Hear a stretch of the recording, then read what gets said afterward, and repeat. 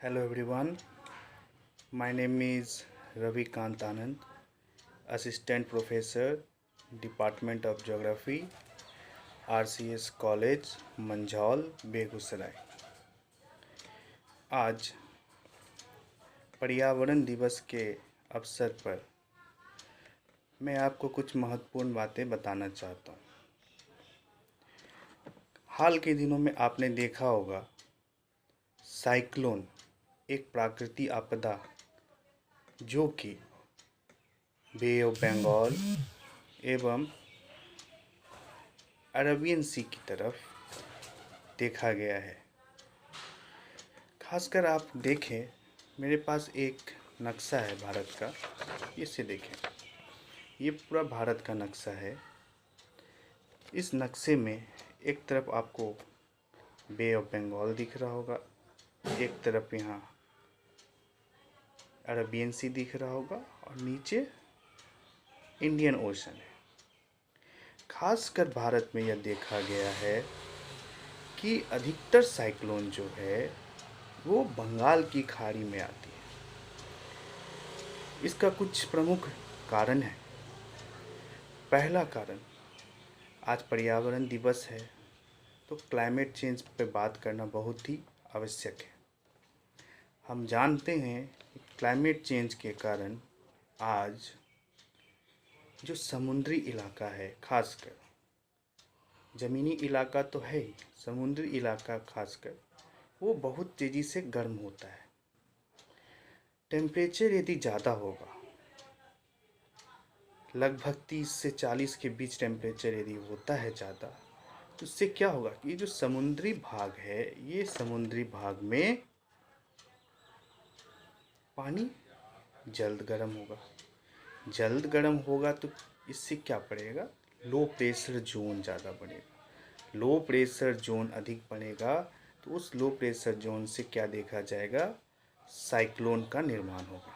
और हम जानते हैं साइक्लोन एक ऐसा फेनोमेना है जिसमें साइक्लोन के बीच के भाग, जिसे आई बोलते हैं, वो शांत जगह होता है, लेकिन साइक्लोन के अगल बगल का जो इलाका होता है, बीच के आसपास का इलाका, वहाँ तेज़ हवाएं बहती दिखती हैं। अभी भारत में हमने 2 साइक्लोन देखा है, जो कि एक बंगाल की खाड़ी और दूसरा अरेबियन सी में देखा गया। बंगाल की खाड़ी में जो साइक्लोन अभी आया था उसे अम्फान बोलते हैं। ये अम्फान साइक्लोन खासकर भारत के पश्चिम बंगाल, उड़ीसा और बांग्लादेश, ये 3 इलाकों में बहुत ही जान मान का नुकसान किया है। इसके अलावा अभी इस दौर में कल आज देख रहे हैं कि अभी अरेबियन सी में भी देखा गया है साइक्लोन का बनावट। इससे क्या हो रहा है, महाराष्ट्र, गुजरात के इलाकों में अभी बहुत ही हेवी बारिश हो रही है। तो ये साइक्लोनिक एक्टिविटी फ्रीक्वेंटली देखा जा रहा है अभी भारत में, खासकर हाल फिलहाल के समय में। ये साइक्लोनिक एक्टिविटी का एक कारण क्लाइमेट चेंज भी है। ये क्लाइमेट चेंज क्या कर रहा है, पृथ्वी के तापमान को बढ़ा रहा है।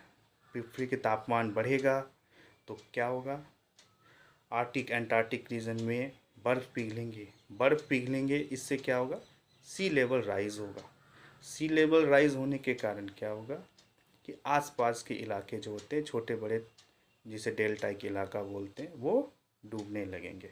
अभी आपने देखा ही होगा कि विश्व में बहुत जगह डूबे हुए भी हैं। तो भारत में ये साइक्लोन तो हो ही रहा है। इसके कारण क्या हो रहा है, इसका 2-3 कारण और है। एक तो क्या है, भारत में वार्मिंग जो है तेज़ी से, ये इलाका जो है बे ऑफ बंगाल का इलाका, यहाँ ये देखिए पूरा खुला इलाका है। तो यहाँ पे लो प्रेशर जोन बनने का कारण क्या है, ये पूरा खुला इलाका में सूरज की रोशनी डायरेक्ट पड़ रही है, तो वार्मिंग ज़्यादा हो रहा है। तो 30 से 32 डिग्री तक गर्म हो जा रहा है, जिससे लो प्रेशर जोन हाई हो रहा है। ठीक है, वार्मिंग सबसे बड़ा देन है क्लाइमेट चेंज का, हम जानते हैं। अब क्या है सबसे बड़ी बात, भारत के खासकर तटीय इलाकों में देखा गया है जो कि सेटलमेंट है, सेटलमेंट एक प्लान वे में नहीं देखा गया है। कुछ जगहों में ज़रूर है लेकिन हर जगह प्लान में नहीं। खासकर आप देखेंगे साइक्लोन के समय में रूरल सेटलमेंट खासकर प्रभावित होता है।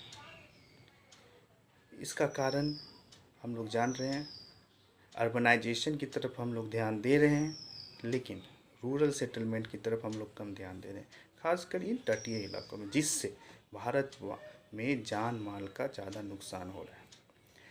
तो कहने का मेरा तात्पर्य यह है, आज ये पर्यावरण दिवस पे ये साइक्लोन एक आपदा जो है ये फ्रीक्वेंटली देखा जा रहा है भारत में। ये इसका एक कारण हमारा क्लाइमेट चेंज भी है, इसमें कोई ना नकार नहीं कर सकते हम लोग। तो इससे हमें ध्यान देना होगा, इससे रोक, खासकर आप देखेंगे ये मैनग्रोव्स इलाका है, ये मैनग्रोव्स इलाका में भी हम लोगों ने मैन इंटरफेरेंस बहुत अधिक है।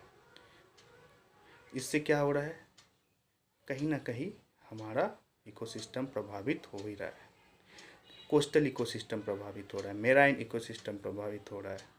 तो ये इकोसिस्टम जब प्रभावित होगा तो कहीं ना कहीं प्रकृति हमसे बदला लेगी ही लेगी। प्रकृति हमसे कैसे बदला लेती है वो हम लोग देख चुके हैं, खासकर अभी देख रहे हैं साइक्लोन। इसके अलावा अभी देख रहे हैं कोरोना वायरस के समय की बात है। इस कोरोना की आपदा में पूरा विश्व जिस स्थिति में है, यदि उस कोरोना के साथ साथ यदि प्राकृतिक आपदा भी आ जाए तो पूरा विश्व एक संकट में आ रहा है। और ये इस पर्यावरण दिवस पे एक तरह से देखा जाए तो हमारी पृथ्वी ने, हमारे वातावरण ने एक चेतावनी दी है हमें कि मनुष्य अब सुधर जाओ, आज नहीं सुधरे तो कल इससे भी बड़ा हमें नुकसान झेलना पड़ेगा। तो मैं इस पर्यावरण पे दिवस पे आपसे यही निवेदन करूँगा कि हम अपने पर्यावरण के बारे में सोचें, ज़्यादा से ज़्यादा पेड़ लगाएं, ज़्यादा से ज़्यादा हम लोग non renewable source of energy जो है और रिन्यूएबल सोर्स ऑफ एनर्जी, ये दोनों पे भी ध्यान दें कि किसको ज़्यादा यूज़ करना है, किसे कम यूज़ करना है, जिससे कि हम अपनी पृथ्वी को बचा सकें। बहुत बहुत धन्यवाद।